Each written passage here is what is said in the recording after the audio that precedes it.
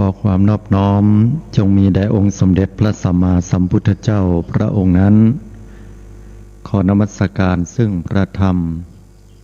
อันเป็นคำสั่งสอนของพระผู้มีพระภาคได้84,000 พระธรรมขันธ์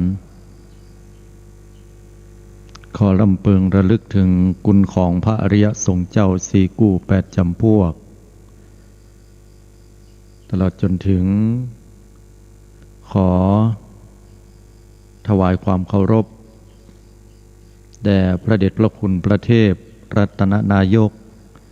หลวงพ่อเจ้าคณะจังหวัดลำพูนเจ้าอาวาสวัดพระธาตุหริพุนชัยถวายความเคารพแด่พระเดชพระคุณพระเทพปริยัติหลวงพ่อเจ้าคณะจังหวัดเชียงใหม่เจ้าอาวาสวัด7 ยอดพระอารามหลวงแถบไตรไวสาหลวงพ่อธรรมประครูปริยัติยานุศาสตร์ที่ปรึกษาเจ้าคณะอำเภอเมืองเชียงใหม่เจ้าอาวาสวัดฝ่ายหินท่านอาจารย์พระครูสมุวิสุวัตวรกิจโจ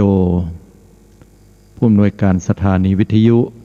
104.50 เมกะเฮิรตซ์รองเจ้าอาวาสวัดฝ่ายหินตลอดจนถึงพระเถรานุเถระเจ้าคณะพระสังฆาธิการทุกตนทุกองค์เจริญสุขสวัสดีสาธุชนญาติโยมพุทธบริษัททุกท่านขณะนี้นั้นท่านกำลังติดตามรับฟังรายการใต้ห่มพระรัตนตรัยออกอากาศกุเจ้าของวันพุธเวลา 5 นาฬิกาถึง 6 นาฬิกาเป็นเวลา 1 ชั่วโมงดำเนินรายการโดยอาตมาภาพอนาลัยอนาลโยโดยสาธุชนญาติโยมสามารถติดตามรับฟังรายการได้ทางสถานีวิทยุเพื่อการศึกษาพระพุทธศาสนาและวัฒนธรรมคลื่น FM 104.50 เมกะเฮิรตซ์วัดฝ่ายหินต้องขออนุโมทนาต่างผู้อำนวยการท่านพระครูสมุวิสุวัตวรกิจโจมาณโอกาสนี้สถานีวิทยุกระจายเสียงคลื่น FM 90.75 เมกะเฮิรตซ์เสียงป่าซางขอบคุณคุณโยมรัตดาอินตั้งงามที่เอื้อเฟื้อช่วงเวลาอันมีค่าและสถานีวิทยุกระจายเสียงทุกคลื่นที่ทำการกระจายเสียงลิงก์สัญญาณออกอากาศอยู่ณขณะนี้ต้องขออนุโมทนาขอบคุณกับทางฝ่ายเทคนิคผู้อำนวยการและทางผู้ที่เอื้อเฟื้อช่วงเวลาดังกล่าวไว้ณโอกาสนี้ด้วยโดยสาธุชนญาติโยมสามารถโทรเข้ามาร่วมในช่วงของท้ายรายการได้ที่หมายเลขโทรศัพท์0966806683จิตตังทันตังสุขวหังจิตได้ฝึกดีแล้วย่อมนำความสุขมาให้สาธุชนญาติโยมพุทธบริษัททุกท่านผ่านไปหลายสัปดาห์ที่บ่ได้ปะกันก็ด้วยเหตุปัจจัยหลายองค์ประกอบแต่สิ่งหนึ่งที่อยู่ร่วมกันนั่นก็คือธรรมของพระพุทธเจ้าและศีลธรรมอันดีงามโดยมีกรรมของ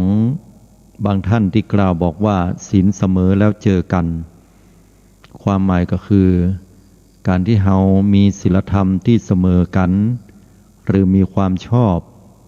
สิ่งที่เป็นไปตาม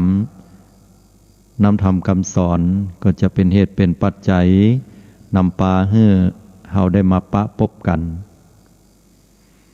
ในยามที่เรามีชีวิตอยู่และปัญหาทุกสิ่งทุกอย่างเข้ามา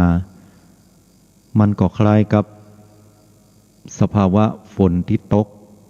อย่างมึนหูมึนตาบ่ขึ้นตลอดจนถึงมีลมหลวง ที่เปิ้นฮ้องกันว่าพายุ เมื่อพายุเข้ามาเฮาก็มึนหูมึนตาบ่ได้และก็ที่สำคัญคือพายุเหล่านั้นสามารถที่จะยกบ้านได้เป็นหลังตั้งเตื้อก็เอาหลังคาไปพิชะเข้ากาต่างๆนั้นลุไปหมดได้รับความเสียหายอย่างหนักบางคนต้องทิ้งชีวิตไว้กับการที่ตัวเก่าต้องประสบกับมรสุมเลวร้ายเหล่านั้นแต่เมื่อใดก็ตามที่ลมเหล่านั้นผ่านไปแม้ว่าจะมีน้ำตาเพียงใดแม้ว่าเขาจะเศร้าโศกเสียใจหรือเสียดายสิ่งของอาลัยคนฮักพิชะเข้ากาที่ตั้งหวังไว้ก็บ่เป็นดังที่หวังเฮาก็ต้องอดทนเรียนรู้และทำให้จิตใจของคนเฮานั้นแข็งแกร่งขึ้นมากมายเลยทีเดียวสาธุชนญาติโยมพุทธบริษัททุกท่านสภาวะแห่งโลกปัจจุบันที่เฮาต้องได้ปะการเบียดเบียนบีบคั้นจากการที่เฮาต้องแข่งขันกันในการอยู่การอาศัยการดำรงชีพเพื่อที่เฮาจะมีชีวิตดำรงอยู่ได้ตามปกติสุขของความเป็นมนุษย์คนหนึ่งก็มักจะมีการเบียดเบียนบีทากันเป็นเรื่องธรรมดาปกติที่สุดแต่สิ่งเหล่านี้มันก็เป็นเหตุเป็นปัจจัยเมื่อเฮาพอในมุมมองพระพุทธศาสนานั่นก็คือเป็นเหตุเป็นปัจจัยให้เกิดความทุกข์อันการที่เฮาจะบริหารขันธ์ห้าคือร่างกายจิตใจของเฮาทุกข์อันการเกิดจากการที่เฮาได้เกิดความยึดมั่นถือมั่นความยินดีพอใจความบ่ยินดีบ่พอใจเมื่อยินดีพอใจก็จิตใจฟูจิตใจชอบสบายรื่นเริงบันเทิงหันษาชอบอกชอบใจแต่เมื่อใดจิตใจบ่เปิงอกบ่เปิงใจบ่ชอบจิตใจนั้นก็แฟบลงต่ำลงเกิดความร้อนรุ่มจิตใจเกิดความโกรธความเกลียดเบียดเบียนบีทาอันนี้ก็เป็นลักษณะธรรมดาธรรมชาติของมนุษย์คนเฮาทีนี้พระพุทธเจ้าเนี่ยพระองค์ท่านทรงตรัสถึงว่าถ้าหากว่าเฮาปะความทุกข์มันต้องมีสาเหตุของความทุกข์แล้วก็ต้องมีวิธีการดับความทุกข์เหล่านั้นญาติโยมทุกท่านเนี่ยเฮาคุ้นชินกับความทุกข์มานักต่อนักอาตมาเคยไปสนทนาอู้จากับคนเฒ่าคนแก่หรือคนวัยกลางคนที่เปิ้นผ่านร้อนผ่านหนาวมานักเปิ้นก็จะอู้ให้ฟังว่าโอ้สมัยตะก่อนนะอีแม่นะสมัยตะก่อนนะอีป้อนะเป็นอย่างนั้นอย่างนี้ทุกข์มีภัยเต้าเข้าป่าอาหารเนี่ยต้องเสาะต้องหามาด้วยความลำบากจากหน้าบ่ถึงหลังบางวันก็ได้กินบางวันก็บ่ได้กินขอแลมว่าขอให้ลูกเต้าเหล่าหลานเนี่ยได้กินเหียได้ไปโรงเรียนก็ดีใจเฮาก็มักจะได้ยินอย่างอี้แล้วก็ดูเหมือนว่าเปิ้นจะบ่ได้เป็นคนโกหกมกเท็จเพราะว่าเส้นเอ็นที่ปูดปนบังเกิดขึ้นที่แขนก็ดีใบหน้าที่เหี่ยวย่นหลังที่โก่งงอลงมามันเป็นเครื่องบ่งบอกว่าผ่านความหนาวความร้อนความลำบากมาเพียงใดมีแต่สายตาที่ฟ้าฟางแล้วพอเข้ามาบ่สดใสเหมือนสมัยตะก่อนบ่เหมือนหนุ่มเหมือนสาวแต่สายตานั้นมั่นคงและเป็นสายตาที่ผ่านทุกสิ่งทุกอย่างมาฉะนั้นแล้วความทุกข์คนเฮาก็จะผ่านกันมาถึงบ่หวั่นไหวแม้ว่าจะปะความทุกข์เพียงไหนขณะเดียวกันก็ได้ผ่านความสุขความสมหวังมาพ่องอย่างน้อยที่สุดก็มาสมหวังในช่วงที่ลูกเต้าเหล่าหลานได้ดิบได้ดีใหญ่หน้ากาบานดีใจถามว่าจะได้ถึงดีใจก็แน่นอนละเพราะว่าลูกหลานนั่นเป็นผลผลิตของตัวเก่าที่ได้อบรมบ่มนิสัยพร่ำสอนจนถึงมีกรรมของคนเป็นภาษิตบอกว่าลูกไม้หล่นไม่ไกลต้นคือลูกเป็นอย่างใดพ่อแม่ก็เป็นอย่างนั้นว่าอย่างนั้นเพราะนั้นคนก็ถึงพยายามให้ลูกให้เต้าเป็นคนดี พยายามสั่งสอนอบรมให้คุณธรรมให้ความรู้แม้ว่าความรู้นั้นตัวเก่าจะบ่มีเพียงพอก็ส่งให้ไปห้ำไปเฮียนไปศึกษาเสร็จแล้วก็ใหญ่หน้ากล้าบานมีหน้าที่การงานเจริญเติบโตมีครอบครัวที่มั่นคง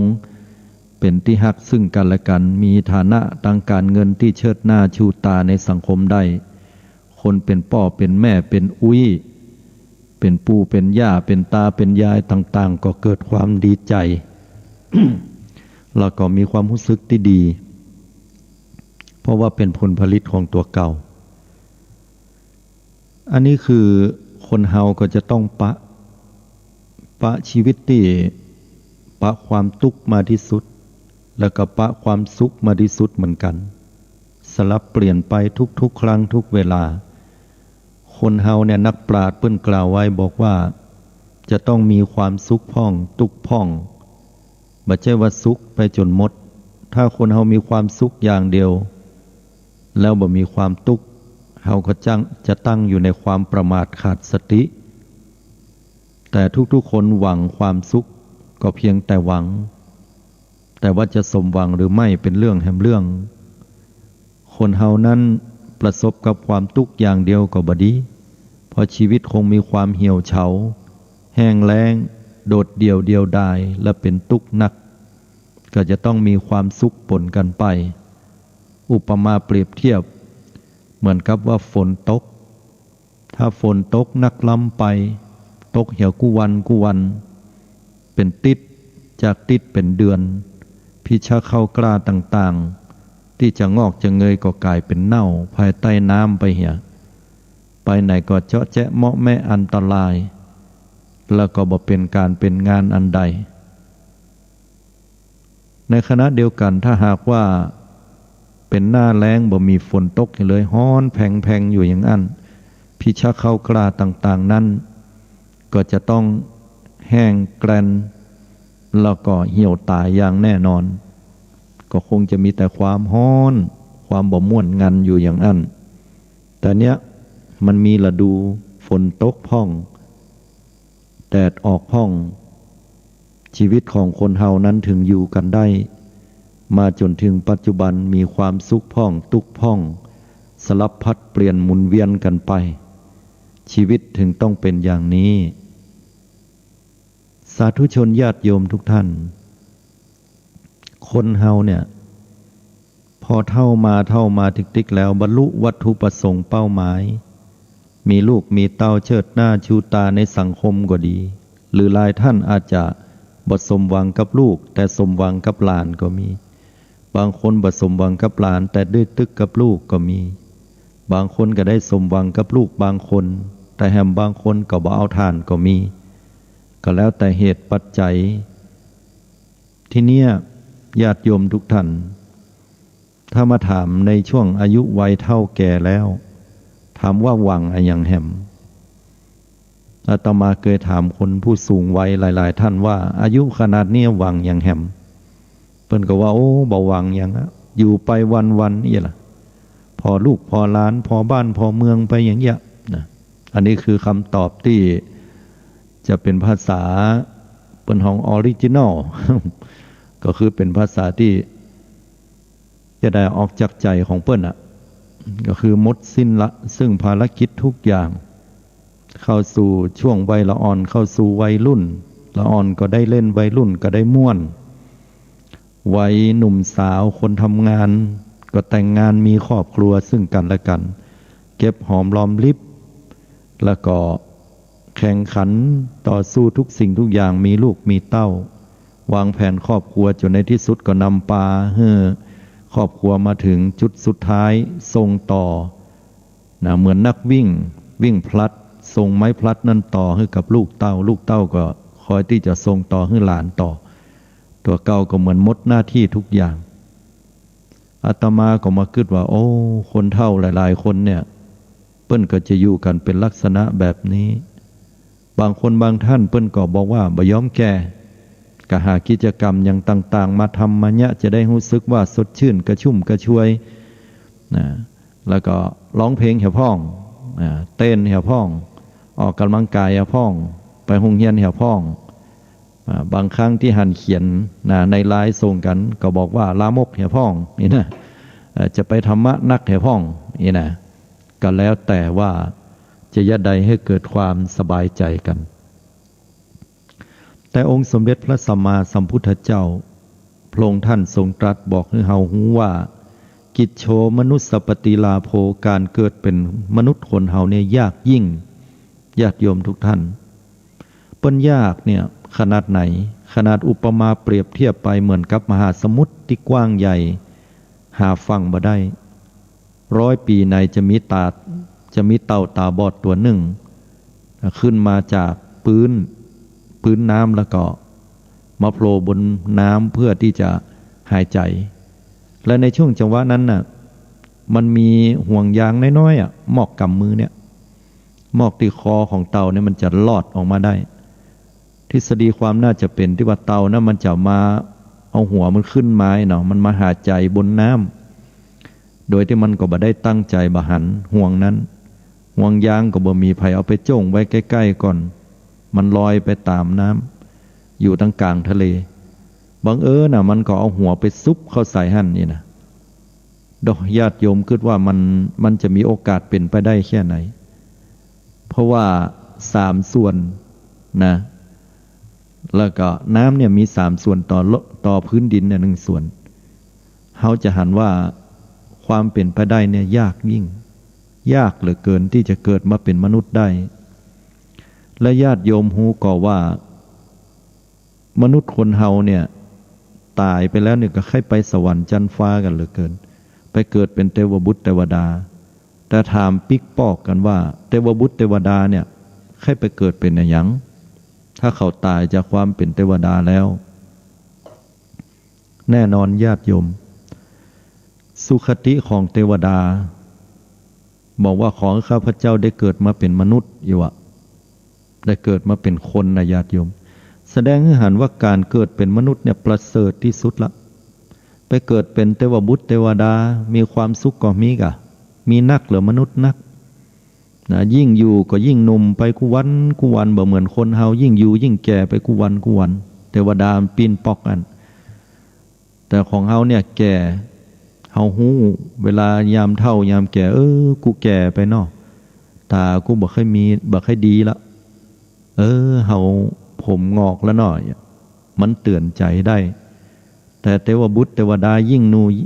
ยิ่งหนุ่มยิ่งแข็งแรงกำยำก็ประมาทอยู่ในความสุขสบายบนสวรรค์แต่พอจะตายแล้วนี่พบเครื่องทรงเศร้าหมองเหื่อออกที่กะลี่ที่เกาแฮดอกไม้ประจำกายก็เศร้าหมองลงผิวพรรณวรรณะก็บดีรัศมีกายก็น้อยลงก็เป็นสัญญาณบ่งบอกว่าจะต้องตายจากสวรรค์คือจุติจากที่หันแล้วมาปฏิสนธิบนโลกก็เศร้าโศกเสียใจอย่างเงี้ยแล้วก็บ่ได้ทำอย่างนอกจากผู้ที่สั่งสมการปฏิบัติสั่งสมสิ่งที่ดีๆเป็นพระโพธิสัตว์เจ้าหรือผู้ที่ใฝ่ธรรมที่อยู่บนสวรรค์จะบ่ประมาทส่วนนักแล้วก็จะประมาทก็บ่ต่างจากมนุษย์คนเฮายามใดที่เฮามีความสุขมีเงินมีทองเจริญด้วยลาภด้วยยศเฮาก็มักจะใจจ่ายซอยอย่างที่บ่ได้กึศบ่ได้วางแผนแต่ก็บ่ถึงหมดนะแต่หมายถึงว่าส่วนใหญ่แล้วเนี่ยมักจะเป็นกันอย่างอันมันก็บ่แตกต่างกับเทวดาทีนี้การที่เฮาได้เกิดมาเป็นมนุษย์เนี่ยอย่างน้อยที่สุดเฮาก็ยังมีโอกาสเตือนใจตัวเก่าหันไตรลักษณ์หันความเปลี่ยนแปลงของสังขารร่างกายพุทธองค์ก็บอกว่าเนี่ยเป็นความโชคดีนะที่เกิดมาเป็นมนุษย์เป็นของยากสาธุชนญาติโยมทุกท่านในยามที่เฮาเฒ่าเฮาแก่เฮาบ่มีหยังเนี้ยก็เลยเป็นสัญญาณบ่งบอกว่าเมื่อบ่มีหยังเนี้ยคนเฒ่าก็ต้องไปวัดไปว่ามาวัดมาว่าไปกินไปตานอยู่ไปญาติจนถึงสิ้นชีวิตไปอันนี้เป็นสิ่งที่ดีแต่จะดีไปกว่านั้นญาติโยมทุกท่านถ้าเฮารู้จักที่จะพัฒนาจากการหื้อตานมาสู่การรักษาศีลบ่ใช่แค่ว่าศีล 5 บ่ฆ่าสัตว์บ่ลักทรัพย์บ่ประพฤติผิดในกามบ่จุร้ายหลอกลวงบ่ดื่มสุราเมลัยบ่ใช่แค่นั้นแต่ศีลเนี่ยมันหมายถึงความปกติที่เราบ่ไปเบียดเบียนเปิ้น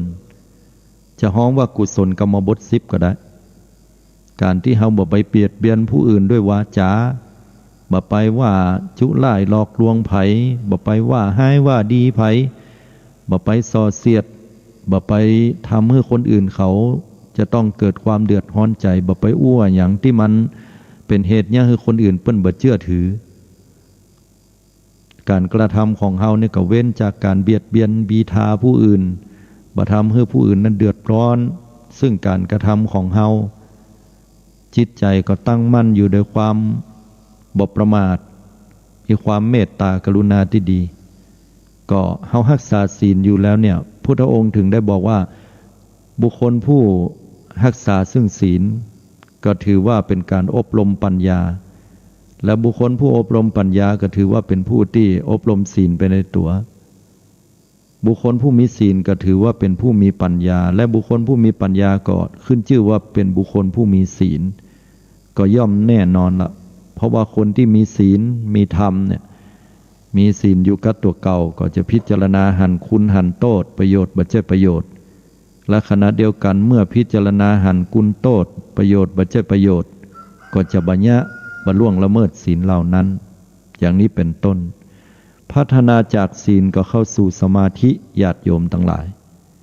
สมาธิคือความตั้งมั่นของจิตนะอันยังก็ตามที่โยมทำแล้วเนี่ยมันเกิดความตั้งมั่นของจิตสิ่งนั้นเนี่ยโยมทำไปก็ถือว่าเป็นการเจริญสมาธิแต่ก็อาจจะมีน้อยหนึ่งอย่างคำว่ามิจฉาสมาธิคือการเจริญสมาธิในทางที่มันเอาไปใช้ในทางที่ผิดหรือเบียดเบียนผู้อื่นยกตัวอย่างเช่นว่าเล็งปืนผ่าหน้าไม้เพื่อที่จะยิงสัตว์ยิงสิ่งอย่างลักษณะแบบเนี้ยเขาเรียกมิจฉาสมาธิแต่โดยรวมแล้วสมาธินี่จะมีคุณนักเป็นสัมมาสมาธินั่นก็คือการเจริญกรรมฐานเวลาญาติโยมอยู่ที่ไหนก็มักจะภาวนาพุทโธธัมโมสังโฆกันอันนี้ก็เป็นลักษณะของการเจริญสมาธิแบบหนึ่งสุดท้ายก็คือการเจริญปัญญาพิจารณาสภาวะธรรมต่างๆให้เกิดหันเป็นของที่สลดใจบ่ตั้งอยู่ในความประมาทหันสภาพความเป็นจริงของโลกของชีวิตเฮาเกิดมาต้องเปลี่ยนต้องแปลงต้องตายลักษณะแบบนี้ถ้าจะอู้ไปในเรื่องศีลสมาธิปัญญามันเป็นเรื่องที่อู้กันลึกเข้าแล้ว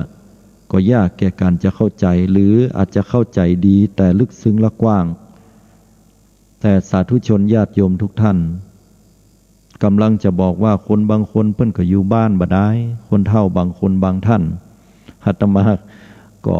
เคยเดินผ่านเนาะไปหันคนเฒ่าไม่ยิงที่บ้านเวลาเปิ้นอยู่เปิ้นก็จะเฝ้าบ้านหันคนเดียวอายุ80ปลายเกือบ90แล้วที่บ้านอาตมาพุ่นน่ะก็นั่งตอกปอกอยู่ข้างในน่ะก็บ่ดิ้นบาดต้วงไอ้เฮาก็ด้วยความที่เป็นละอ่อนก็ไข้หูเนาะไว้เปิ้นยี่หยังอ่ะนี่น่ะก็เข้าไปถามว่าอุ้ยหยังอ่ะเฝ้าบ้านคือเขานี่ไว้น่ะอุ้ยกินข้าวล่ะกินละกินข้าวกับหยังน้ำพริกกับผักนึ่งเขาเอาละไว้ให้หั่นน่ะอยากกินก็ไปกินบ่อยากก็บ่กินเตื้อเปิ้นก็นั่งอยู่อันละถามว่าอุ้ยคึดอะไรหยังนี่เนาะเปิ้นก็ว่าขึ้นหยังเตื้อก็คึดไปตั้งหลังพุ่นน่ะก็คือคิดถึงอดีตญาติโยมผู้สูงวัยนี่จะบ่คิดถึงอย่างอนาคตละคิดถึงอดีตตัวเก่าสมหวังพ่องพิษหวังพานอย่างมาพ่องอย่างเงี้ยแล้วถามว่าอย่างบ่านั่งสมาธิไว้นะไปนั่งมันเยอะนั่งก็บ่หันเลขหันหวยอย่างเนี้ยนั่งไปอย่างคนเฒ่าเพิ่นก็ตอบไปตามความรู้สึกไอ้เฮาละอ่อนตะก่อนเนาะเฮาก็ถามไปตามความรู้สึกเหมือนกัน ญาติโยมทุกท่านมันเป็นการเสียดายเวลานะธรรมภาพว่าลองมาฝึกการปฏิบัติรักษาจิตของเฮาให้ดีญาติโยมโดยธรรมชาติเนี่ยจิตมันเป็น ความรู้สึกเนาะรู้สึกตัวมันเสวยอารมณ์เนาะมันมันจะกึดไปตลอดคนเฮาถ้าบอกว่าอยู่ดีกินได้บักกึดอย่างซากอย่างคือจิตมันบอกไปแอวอย่างเนี้ยนะอยู่นิ่มๆนิ่งๆไปเนี่ยอันนี้แสดงว่าผิดปกติละธรรมชาติกู้คนเนี่ยเวลานั่งอยู่บ่ได้มันต่อให้ยากการก็ได้บางคนก็ใจลอยอ่ะที่เพื่อนห้องว่าใจลอยไปมันก็จะไปกึดเอาเรื่องอื่นๆบางทีเราลองสังเกตหน้าเขากึดในเรื่องที่มันม่วนมันก็ยิ้มไปหรอบางเตื้อก็กึดในเรื่องบดีก็หน้าบึ้งหน้าบูดสิ่งเหล่านี้มันเป็นการที่ปล่อยให้จิตได้ท่องเที่ยวไปโดยที่เราเสียลมหายใจไปเปล่าเราลองมาอยู่กับการปฏิบัติธรรมแบบง่ายๆบ่ต้องเอาอย่างนักเอาแค่เขาว่าหูตัวพอละญาติโยมไปปฏิบัติอย่างอื่นมันต้องทำอย่างหูตัวอย่างเดียวนั่งสมาธิขออภัยนั่งสมาธิให้หูตัวถ้านั่งแล้วบอกหูตัวใจบ่ได้นั่งแล้วเย็บผ้าก็ให้หูตัวนั่งแล้วทำนั่นทำนี้ผ่าไม้ผ่าตอกก็ให้หูตัวขณะที่เฮาเนี่ยเฮาทำนะถามว่าง่ายก็ฟังดูง่ายขนาดแต่ลองพยะแต่บ่อันก็เดี๋ยวจิตสดไปทางหนึ่งก็เดี๋ยวจิตสดขึ้นไปทางหนึ่งกึดไปเรื่องนั้นกึดไปเรื่องนี้โดยที่เฮาบัดต้องได้ตั้งใจกึดจิตนี่มันก็แอวไปของมันเป็นธรรมชาติของมันอย่างนั้นฉะนั้นลองปฏิบัติญาติโยมให้หูตัวของเฮานี้ตลอดบอกว่าเฮาจะเดินจะยืนจะนั่งจะนอนหูตัวตลอดภาษากำเมืองเพิ่นเฮาว่าหูคิงก็คือมีสติระลึกรู้ตัวไหมเนาะเฮามีสติอยู่กับตัวเก่าอย่างนี้ตลอดเป็นการปฏิบัติธรรมญาติโยมถ้าบ่ฮู้จะย่าใดมันมาอยู่กับตัวแต่ก็คือมันมาอยู่กับลมหายใจคนเฒ่าเฝ้าบ้านต่อไปมีภาระหน้าที่ใหม่ละภาระหน้าที่ที่บ่ต้องไปขนไปแบกบ่ต้องไปหามาอย่างละป้าอุ้ยแม่ป้าป้าอุ้ยแม่อุ้ยทั้งหลายอยู่กับลมหายใจให้นักฝึกไว้ฝึกลมหายใจเข้าหูหายใจออกหูบางคนถามว่าพุทธได้ก่อโทได้ก่อธัมโมสังโฆอย่างได้ก่อ1 2 3ได้ก่อยุบหนอพองหนอได้ก่อสัมมาอรหังได้ก่อได้หมดญาติโยมคะแนนว่าให้มีสตินะโยมนะบางคนหายใจเข้ากำหนดลมหายใจยุติปลายหูดังริมฝีปากตรงบนนี่ก็ได้ฐานที่1บางคนหายใจเข้าไปแล้วไปอยู่ทรวงอกระหว่างลิ้นปีอันนี้เปิ้นฮ้องว่าเอาลมหายใจเอาความรู้สึกไปไว้ที่หั่นฐานที่2บางคนก็อยู่ที่ท้องกำหนดที่ท้องที่เหนือสะดือขึ้นมาแถวนั้นก็กำหนดลมหายใจได้อันนี้เป็นฐานที่3ก็รวมแล้วเป็นอานาปานสติสติระลึกถึงลมหายใจเข้าออกระลึกหูอยู่ตลอดคือเฮาหูตัวอยู่อย่างนี้เปลี่ยนจากเหล่านี้ก็บ่ต้องกึดไปในอนาคตบ่ต้องปิกปอกไปในอดีตมันแก้บ่ได้ใครปิกไปตอนนั้นไปแก้ไขมันแก้ไขบ่ได้แล้วสิ่งที่ทำลงไปแล้วก็คือแก้ไขบ่ได้อยู่กับปัจจุบันมันเป็นสิ่งที่ผิดพลาดอยากจะไปขอโทษขอสุมาเตอะยากก็บ่ได้แล้วไอ้คนที่เฮาเนี่ยโดยเพิ่นนั้นก็ตายไปหั่นละหรือก็มันก็ไปอยู่ที่อื่นก็มันก็บ่ปะกันต่อให้ปะกันก็เป็นเรื่องที่ผ่านมาเมื่อหนักจะไปให้มันอยู่ในใจสิ่งที่เฮาเคยสมหวังก็บ่ควรที่จะไปยินดีพอใจอยู่กับสิ่งเหล่านั้นจนวันเวลาล่วงเลยมาเมื่อใดก็สมัยตะก่อนนะเฮาเป็นอย่างอันเป็นอย่างอี้เฮารวยอย่างอันเฮาดีอย่างอี้ก็บัดเดียวเราเป็นอย่างใดนะพอถามว่าบัดเดียวเป็นได้ก็ดักปิ้งเลยเพราะนั้นความร่ำรวยความมีชื่อเสียงสุดท้ายเฮาก็ต้องถอดยศถอดตำแหน่งต่างๆไว้ให้กับเจ้าโลกเป็นบุคคลธรรมดาอยู่อย่างเงี้ยอนาคตยิ่งบ่ต้องกึดถึงอย่างใดบางคนกังวลใจไผจะเลี้ยงดูปูเสื้อไผจะมาพอมาก้อยไผจะจัดงานศพให้เฮาพุ่นไปแผ่วพุ่นกัน ไผจะกินจะตานให้เฮาเนาะมานั่งเป็นตุกหั่นโอ้ยโยมฟุ้งซ่านไปใหญ่ละเอาปัจจุบันนี่แหละทำปัจจุบันให้ดีแล้วอดีตที่ผ่านมามันก็คือจบมันจบไปแล้วมันผ่านมาแล้วอนาคตก็คือสิ่งที่บ่ถึงเฮาสร้างวันนี้ดีอนาคตเฮาบ่ต้องไปเปิ้งภัยละเพราะร่างกายเฮาอยู่บนโลกนี้เดี๋ยวมันก็เปื่อยก็เน่าเขาก็เอาไปจีเขาจะปล่อยให้มันเน่ายังห้าก็แล้วแต่และส่วนความดีที่เฮาอยู่กับลมหายใจการทำปัจจุบันเนี่ยมันจะทรงอยู่ให้เฮาไปดีและอยู่ได้เมินยาวไปสู่ภพภูมิที่ดีภพหน้าชาติหน้าต่อไปโดยที่เฮาบ่ต้องไปรอหวังจากลูกจากเต้าจากไผนั่นก็คือเฮาปฏิบัติให้เฮาอยู่กับลมหายใจเข้าออกของเฮาอยู่กับการเดินก็มีสตินั่งก็มีสติยืนก็มีสติญาการก็มีสติเข้าห้องน้ำขับถ่าย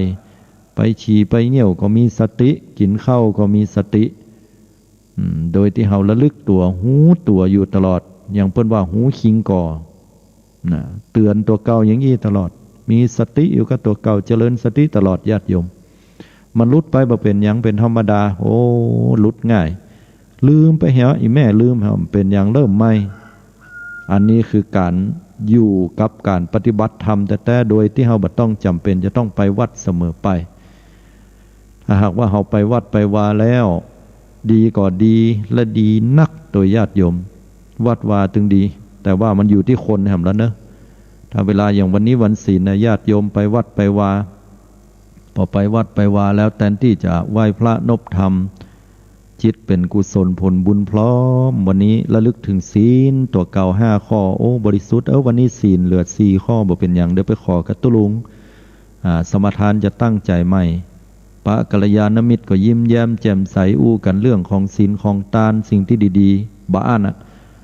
บางคนบางกลุ่มไปวัดแต่บัดถึงมดนะบางกลุ่มและอาจจะเป็นส่วนใหญ่ก็บอกว่าเพิ่นฮื้อนั่งห่างไกลกันยังบ่พอเอาทอดแท้เข้าบ่ปะกันเมินหรอโควิดตัวหูก่ออีนั่นเป็นได้ไม่เป็นได้น่ะตัวหูน้อยไปนั่นเนี่ยเอาแล้วก็นี่สาวมาอู้กันแล้วก็แทนที่ไปวัดจิตจะเป็นกุศลนะโยมก็กลายเป็นจิตที่เป็นอกุศลไปเหียยะไปก็ขาดทุนนะโยมไปก็บ่มีศีลถ้าเฮามีศีลเฮาจะปกติกายวาจาใจบ่ไปเบียดเบียนไผบ่ไปเล่าหน้าจาควันไผนะอันนี้เรื่องศีลเรื่องสมาธิก็ตั้งมั่นทำสติทำสมาธิของเฮาให้มันตั้งมั่นอยู่กับเนื้อกับตัวใส่ขันธ์ศีลขันธ์ดอกก็มีสมาธิก็ตั้งสมาธิให้ดีตั้งสติให้ดีใส่ดอกแล้วมานั่งอยู่บ่มีหยังก็รับตาภาวนาหรือจะอู้กันก็อู้เป็นธรรมสาคัจฉาอู้ในเรื่องศีลเรื่องธรรมเนี่ยมันถึงจะถูกต้องแต่ธรรมชาติคนเฮามันบ่เป็นอย่างนั้นก็ไหลไปตามความต้องการของกิเลสหยาบและจะได้เป็นเรื่องของการกำหนดการจะหูตัวเก่ามันก็ยากฉะนั้นแล้วกำลังจะบอกให้ญาติโยมว่าอย่าปล่อยวันเวลาให้ล่วงเลยไปโดยเปล่าอย่างน้อยที่สุดให้เฮามีความหูตัวให้มีสติอยู่กับตัวเก่าก็ขึ้นชื่อว่าเฮาเป็นกุศลเป็นกุศลมหาศาลเป็นบุญมหาศาลนักที่สุดละและบ่จำเป็นจะต้องอยู่ที่วัดเสมอไปอยู่ที่บ้านก็ทำได้ยะได้และยิ่งจะต้องปฏิบัติให้นักขึ้นเมื่ออยู่ในวัดเพราะเป็นสถานที่อันศักดิ์สิทธิ์สถานที่ที่เป็นที่ระลึกถึงพระพุทธเจ้าพระธรรมพระสงฆ์ฉะนั้นวันนี้อาตมาภาพก็ได้นำเอาสาระความรู้มาให้ศรัทธาญาติโยม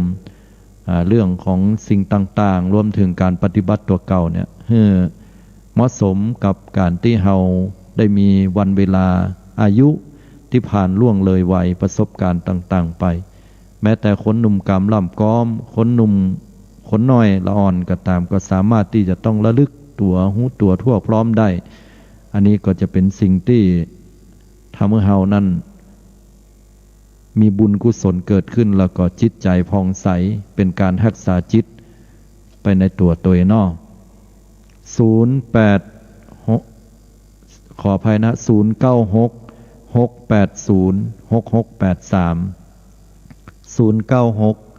0966806683 680 6683โทรเข้ามากันได้ณโอกาสนี้เนาะ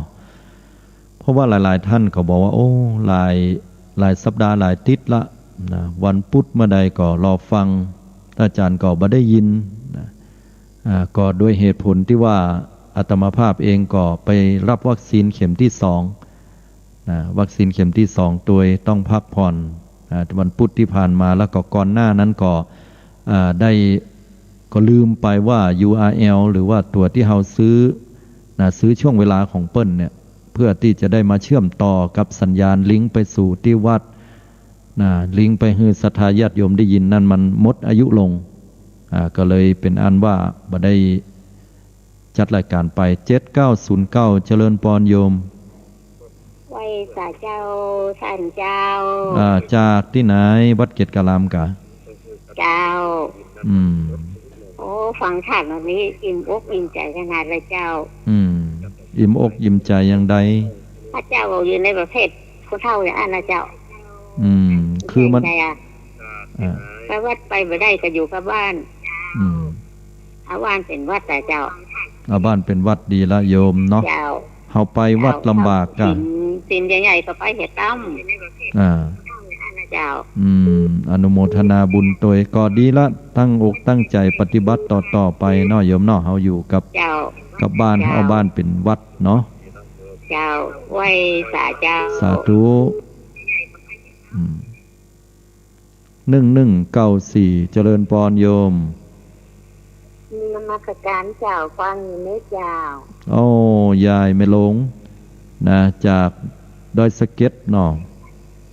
ใจเจ้าฉันพระเจ้าแดงโอ้ขออภัยตัวขออภัยแต่พออู่ยองเนี่ยเหมือนกันเพราะว่าก่อนหน้าเนี่ยเป็นโทรมากรรมเนาะเป็นได้ฟังรายการวิทยุวันนี้โอ้ยชัดเจนดีสติสอนใจเจ้าธรรมดาธรรมจาร์คนเฮาเนี่ย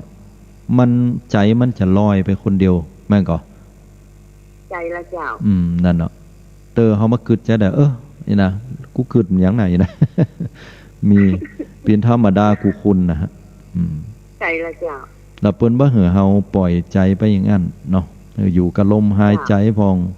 นะเฮาสิเฮ็ดหยังก็ได้มันจำเป็นจะต้องอยู่กับลมหายใจอย่างเดียวเวลาเดินเวลายืนเวลาเหยียดการก็คือมีสติคิดอยู่กับตอนนั้นพิจารณาตอนนั้นบ่ถาไปมันใช่ว่าเฮากำลังแฮมกินอยู่แล้วก็เอาใจของเฮาเนี่ยลอยไปปุ่นไปที่อื่นเว้ยนะนึกหาลูกหาหลานก็เดียวกับน้ำห้อนได้โลกมือไปนะมันเฮาปรุงว่างละเฮาเฒ่าละเนาะเจ้าปรุงว่างมันไปตามเวลากาลของมันใช่มันเนาะมันมีปุ่นสักอย่างความตัวอย่างเนาะความหิวความร่างกายเท่ากับมันก็ถอยลดน้อยถอยลงเนาะใช่อันนี้แบบว่ากำลังใช่ถูกต้องกูอย่างมันจะคืนสู่ธรรมชาติไปติ๊กๆละโยมเอ้ยใจละเจ้าเฮาของมาพิจารณาเราว่ามันก็เหมือนเฮาปิ้นเราอ่อนไปติ๊กๆนะคุณเฒ่านี่นะยิ่งมึนก็ยิ่งเหมือนละอ่อนไปติ๊กๆแล้วก็ลูกเต่านั่นก็จะได้ดูแลเฮาก่อนที่เฮาจะปิ้นละอ่อนไปติ๊กๆก็ขอให้เฮามีความหูโตมีสติกับตัวเก่าเนอะมียังเกิดขึ้นก็หูเนาะต้มสติจ้ามันไว้ใจมันยากหน่อยนะแต่ว่ามันก็ยากเกินความสามารถมันลืมก็เอาใหม่จะไปเกลียดมันนะบางเติมมันลืมก็มันไม่ใช่ของเฮาน่ะจิตก็ไม่ใช่ของเฮาน่ะถ้ามันของเฮาแต่เฮาก็บังคับได้เนาะมึงแต่ไปแอวเนอะมึงอยู่กับกูเนี่ยนะมันก็ขึ้นไปอย่างเก่าเนี่ยเนาะแสดงว่าจิตเนี่ยมันก็ไม่ใช่ของเฮาก็เป็นอย่างมันทำหน้าที่หูโตนะหูอารมณ์นะเพราะนั้นเฮาก็เอาสติมาดูแลมันควบคุมมันคือหูโตตลอดมันเกิดอย่างก็หูมันเกิดอย่างงี้มันเป็นอย่างงั้นนี่นะลองพอมันโมนนะโยมนั่นมันเกิดไปอันแหมละพอแล้วมันเกิดไปหันแหมละพอแล้วกะเฮาจะเข้าใจจิตดีแล้วเฮาจะเข้าใจไตรลักษณ์อนิจจังทุกขังอนัตตาได้อันนี้คือสุดยอดของวิปัสสนาคือไตรลักษณ์โยมอนุโมทนาบุญตัวเนอใจเราจังการคิดมันก็เป็นธรรมดานั่นล่ะมันก็ ทนได้ก็ทนไป อืมตามสภาพ ปรงว่าง ปรุงวางหนักๆอนุโมทนาขอบคุณหลายๆน้อ เจ้าขอบคุณกำลังใจด้วยเจ้า เช่นเดียวกัน ไหว้พระ เจริญพ เจ้าร อันนี้ก็ตั้งสันผัดเจ้าแดงเนาะเพิ่นโทรกันเข้ามาละปูนนะฮะสำเนียงคนละปูนอยู่แล้วเนาะตั้งเชียงใหม่เนี่ยบ่มียองมีกะมีไปตังปุ้นอยู่เนาะตั้งสังกำแพงเปิ้นเนาะตังปะตันต้นดูเนาะแล้วก็ไปตังอันบวกค้างสังกำแพงนะอันนี้เพิ่นก็ยองเหมือนกันเนอะยองเหมือนกันก็คงจะมาใน7631เจริญปอนโยมนมัสการเทพเจ้ากำลังติดติด กำลังติดเดี๋ยวนี้กะกำลังฟังอยู่เข้าใจดี เข้าใจดีเนาะถ้าเช่นนี้พี่ยายอยู่ด้วยเถิดติดนะจำได้ละละภาวนากำหนดลมหายใจอยู่ตลอดเขานอนวันนี้เขานอนเจ้าดีโทรหาหัวคำนะไปพระรักทิ้นยายไปพระยายยังทำบุญแล้วมันอยู่คนเดียวเนาะเลยของนอนนี่บอกคนที่มาดูแลก็กำบ้านกับจ้องกำลังเดินใดแล้วอันการพระครูเดินใดแล้วขี่ฟ้านาทีเขาฮักเลยนะบุญกรรมบุญจูเนอขอให้สุขภาพแข็งแรงอนุโมทนาด้วยเนอเจริญปอนบุญกรรมบุญจูเจ้าสาธุเหมือนกันขอให้ปันหอมปันหายแล้วก็ดูแลกายก็ต้องดูแลจิตตัวเนอยายเนอไม่หลงนะดูแลสุขภาพจิตอยู่กับลมหายใจนะบ่ต้องคิดยั้งละเอาอยู่กับปัจจุบันของเฮาปัจจุบันอารมณ์นี่แหละบางคนว่ามันจะได้หยังก็ลองปฏิบัติให้กันต่อนะแม้แต่พระป่าแม้แต่พระบ้านที่เพิ่นปฏิบัติเนี่ยครูบาอาจารย์เนี่ยสุดท้ายเพิ่นก็บอกว่ามาเน้นเนี่ยการหู้ตัวเนี่ยมีสตินะอยู่กับโตของเฮานะ6454เจริญปอนโยมครับนมัสการครับเจริญปอนคุณโยมจากไหนโทรจากไหนจากแม่ริมครับจากแม่ริมครับอนุโมทนาบ้านอย่างจ้าเนี่ยแม่ริมบ้านหนองขิวครับหนองเขียวเนาะคุณโยมครับผมปกติแล้วเนี่ยได้เจริญภาวนาพ่องก็ครับนั่งเป็นเตื้อครับผมเป็นเตื้อเป็นครั้งเนาะกำนี้เนี่ยเอาใหม่เนอะกำนี้เอาใหม่นอกจากนั่งอย่างอันแล้วก็ถูกละทำต่อไปแต่ว่าบางเตื้อก็นั่งมานั่งก็ได้บางเตื้อก็เดินบางเตื้ออย่างเฮาอยู่กับลมหายใจแต่ถ้าเฮาเดินก็อยู่กับการเดินอาตมานี่บางเตื้อนี่บ่มีเวลานะงานเฮามีนักพ่องน้อยพ่องเวลาเฮาเดินก็มีสติอยู่ที่ฝ่าเท้าของเฮาเดินเฮาเดินเฮาก็ฮู้ว่าเดินนั่งเฮาก็ฮู้ว่านั่งยืนก็ฮู้ว่ายืนอู้ก็ฮู้ว่าอู้นี่แหละคือปฏิบัติธรรมแล้วโยมง่ายๆแต่เฮาเข้าใจว่าปฏิบัติธรรมต้องไปที่วัดต้องนั่งสมาธิบ่ใช่อันอย่างเดียวนะก็บ่เคยโทรมาเนาะโยมเนาะครับบ่เคยครับก็เป็นที่น่าอนุโมทนาเจริญพรสาธุอนุโมทนาบุญกับโยมตัวเนอว่าคนเฒ่าคนหนุ่มเนาะโทรกันเข้ามาก็0966806683นะขอให้เฮามีสติหูตัวทั่วพร้อมขอเฮาหูตัวอย่างเดียวนะญาติโยมปฏิบัติละบ่ต้องอย่างอื่นนะแค่นี้ไปก่อนแล้วก็เป็นสิ่งที่เฮาสามารถจะหูถึงไตรลักษณ์ได้เลยนะถ้าก้อยทำไปทีละน้อยละน้อยบางเตื้อก็พอเวลามันลืมก็จะไปเกียดมันลืมก็เป็นธรรมดามันลืมมันก็ธรรมชาติคนเฮามันลืมได้ก็เอาใหม่พอเวลาวันนี้ดีวันพุธบ่ดีก็บ่ต้องไปเกียดนะทำต่อไปเนี่ยต่อไปแล้วถามว่าเฮาทำไปแล้วเนี่ยไปแล้วเพื่อหยังญาติโยมทุกๆคนจะมีอย่างอี้นะอันนี้เพิ่มเติมให้โยมนะโทรเข้ามากันได้นะ0966806683อาตมาก็จะอู้ให้ฟังว่าปกติคนเฮาเนี่ยบอกว่าจะไปวัดหรือปฏิบัติธรรมรักษาศีลเจริญสมาธิภาวนาเฮาก็มักจะถามว่าได้อะหยังอาตมาถึงได้เข้าใจโยมแต่ก่อนอาตมาก็ บวชมาแล้วเฮาปฏิบัติธรรมเนี่ยหรือว่าบวชมาแล้วเนี่ยเฮาได้อะไรอย่างที่จริงแล้วมันเป็นกรรมอูที่พิษนะญาติโยมแปลกก่อนมันพิษตรงไหนอ่ะ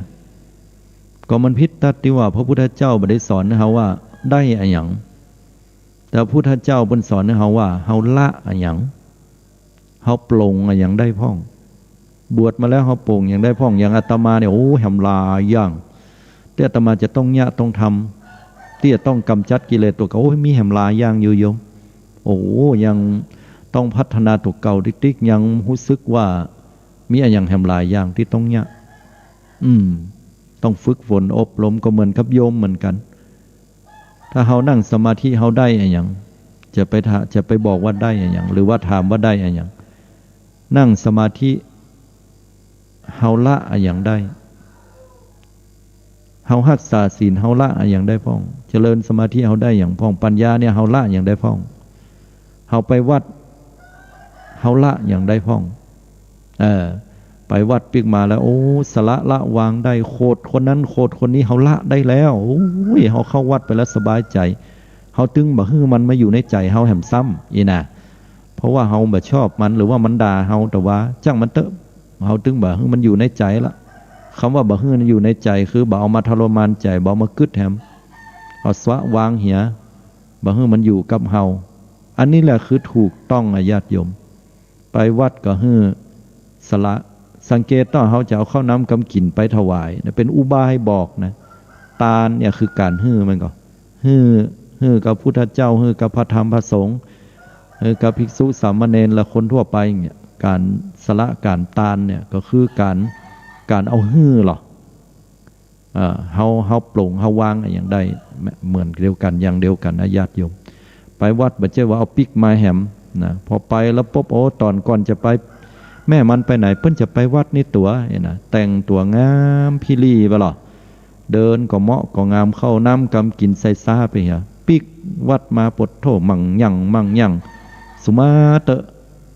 ตื่นตินสิ้นขึ้นมาเห็นหน่อยเดือดร้อนวุ่นวายขลุ่มต้มตั้มป้อมันบอกโหก็แม่มันไปวัดมาอย่าไปวัดมา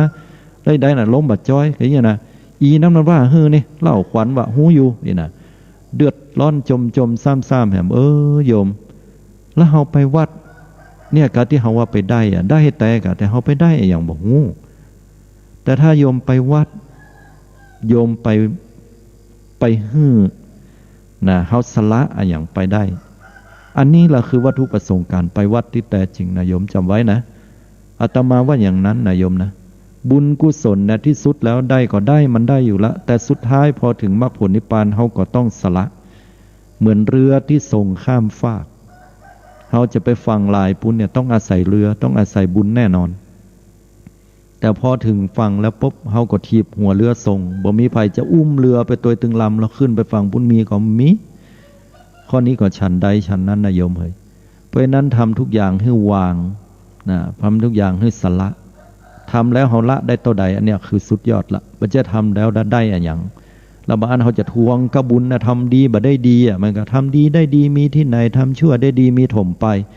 ก็เพราะว่าเขาต้องการนะเขาแค่ได้ไงกูได้อย่างแต่ถ้าเขาสละแล้วเขาจะบัดถามว่าทำดีได้ดีก็ทำชั่วได้ชั่วก็เขาจะบัดถามอันละ6-5-8-7เจริญปอนโยมนมัสการเจ้าโทรมาจากต่างใดโทรมาจากในเวียงสันติธรรมเจ้าโอ้สาธุอนุโมทนาบุญคุณโยมเจ้าสาธุเจ้าเป็นกำลังใจให้ท่านนะเจ้าเป็นกำลังใจฟังธรรมะจากท่านแล้วเข้าใจดีเจ้าเข้าใจง่ายอยู่เนาะเข้าใจง่ายเจ้าแล้วก็กำลังปฏิบัติมาเรื่อยๆอย่างที่ท่านกล่าวมาเจ้าถูกต้องก็โยมค่ะถูกต้องแล้วค่ะเพราะว่าถ้ามันเกิดขึ้นเราก็ต้องรีบดับมันไว้ๆเจ้าถูกต้องเลยอันนี้การันตีว่าพุทธเจ้าบอกว่าถ้าอกุศลเกิดให้รีบดับดุจบุรุษผู้ถูกไฟไหม้ที่ศีรษะต้องรีบดับฉันนั้นถูกก่อจ้าทุกท่านสาธุโยมก็ปฏิบัติตลอดแม้แต่ว่าขับรถไปไหนนี่โยมก็จะมีสติเนาะบางทีก็แผ่เมตตาไปตลอดทางนี่นะจ๊ะถูกต้องสัพเพสัตตาไปนะจ๊ะแม่นโอ้ดีละแล้วตื่นขึ้นมาหรือว่าอย่างนี้โยมก็พยายามจะเอา พุทโธธัมโมสังโฆไว้ในใจก่อนเนี่ยนะเพราะว่า ถูกต้อง ใจมันจะคิดไปเลยละอีนะ อืม มันถึงมาคนเดียวมันนี่นะจ๊ะ แม่นมันพร้อมจะทำงานละ ค่ะ ฉะนั้นก็ เวลาโยมไปฟังเทศน์ในวัดอย่างว่าเนี่ยโยมก็พยายามจะเอาสติไว้กับตัวคือนั่งเอาลมหายใจว่าพุทโธไว้ไงเนาะ แม่น จ้ะ อืม ค่ะ โอ้อนุโมทนากับการ ค่ะ ปฏิบัติเนอะอนุโมทนาคุณโยมให้กำลังใจนักปฏิบัติต่อไปเนอะถูกแล้วเนอะโยมเนอะ เจ้าสาธุเจ้า เจริญพร เจ้านมัสการเจ้าสาธุเจ้า อันนี้ก็ถือว่าเป็นพระอานิสงส์ที่ดีเนาะคุณโยมขับรถก็มีสติข้าเจ้ามีสตินะอยู่กับพุทโธธัมโมสังโฆหูตัวนะว่าตื่นมาปุ๊บแล้วเนี่ยต้องฟังพุทโธธัมโมสังโฆบ้านละจิตเนี่ยมันจะไปกึดฟุ้งละไปที่อื่นละอันนี้แสดงว่าปฏิบัติแต่ถ้าบอกว่าอยู่ที่ไหนก็บอกโอ้ปฏิบัติแล้วดีเจ้าดีขนาดทึ่มกึดย่างสักอย่างอันนี้แสดงว่าอ่อนซ้อม คือคนปฏิบัติแบบปฏิบัติมันหูโยมมันเพิ่งเป็นเครื่องบ่งบอกได้ง่ายๆนะเพราะประสบการณ์มันจะเป็นเครื่องบอกแล้วคนที่ปฏิบัติจะปฏิเสธในสิ่งที่เป็นอกุศลเกิดขึ้นที่ใจด้วยยกตัวอย่างเนี่ยปฏิบัติไปปฏิบัติมาสักกรรมเกิดความโกรธขึ้นนะได้ยินเสียงขึ้นมาแต่พอหูว่าโกรธฟังดับโดยการกำหนดหันโทษของมันหรือมีสติอย่างเงี้ยอันเนี้ยถูกต้องจะห้ามบอกว่าโกรธมันเกิดมหาตายยังห้ามเกิดอันนี้บ่ถูกละแสดงว่าผิดหลักเพราะเฮาไปบังคับมันบ่ได้มันก็โยมกิเลสก็เป็นเรื่องของกิเลสมันบ่ใช่เฮาจิตก็เป็นเรื่องจิตที่เข้าไปหูกิเลสก็บ่ใช่เฮาแหมสุดท้ายบ่มีอย่างจะยึดมั่นถือมั่นได้เลยเนี่ยเฮาไปหลงยึดมั่นถือมั่นตายไปก็แบมือบ่หันจะได้อย่างไปสักอย่างโยม8075เจริญปอนคุณโยม ไปสาจ้า โทรมาจากที่ไหน เจโฮม โอ้แจ้ห่มปุ้นกะ เจ้าที่โทษเป็นอะไรเสียเลย อ๋ออาตมาบ่ได้จัดน่ะ3-4 เดือนนั้นนะที่ผ่านมาเนี่ยนะแล้วโยมอยู่ตั้งปุ้นเนี่ยฝนตกนักกอ ตกพี่กับพ่อใช่ไหมตกหนัก ซิดๆซดๆหน่อยเดียวเนาะบ่พอหลายได้ไฟฟ้าบ่ดับเหมือนเก่ากะ ดักเป็นเตียง เดี๋ยวเป็นเตียงเก่าแล้วได้สมาธิภาวนาก็เปิ่นก็ เจ้าเนี่ยบ้านเอานะได้สวัสดิ์ ต่อไปก็มีสติกำหนดหูเนอะตั้งหูดังก็ได้ตั้งอันการปฏิบัติของเฮาเนี่ยนะถ้าอยู่ที่ไหนเฮาปฏิบัติได้หมดของเฮามีสติของเฮาหูตัวของเฮาเนาะอันนี้ก็เป็นการปฏิบัติแล้วนะฟังดูง่ายแต่ยากเหมือนกันเนอะฝึกเอาเนาะคือกำลังใจโยมเนอะกำลังใจฉันเลย ขอบคุณจัดนักติโทรมาน่ะจากแจ้ห่มเนาะโชคดีเนอะจะเจริญปอนอันนี้พี่น้องแจ้ห่มนะโทรมาละ6990บางเตื้อบ่ได้ครับต้องขออภัยตัวเจริญปอนคุณโยมปัดเสามารายงานโตแล้วอาจารย์ซื้อบุญนี่เป็นสิ่งที่ดีเนาะเขาทำทุกวันเป็นสิ่งที่ดีมันเป็นเครื่องนำความสุข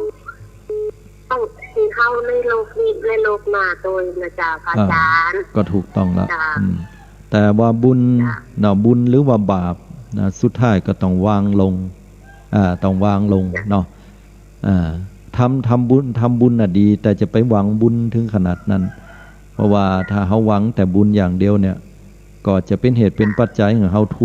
วงความดีเดี๋ยวทำดีแล้วจะไม่ได้ดีไปแต่ว่าถ้าเขาทำบุญแล้วมันถึงได้อยู่แล้วต่อให้เขาไม่ได้หับปอนตุเจ้าต่อให้เขามีภัยหันเนี่ยบุญนั่นก็สำเร็จลงได้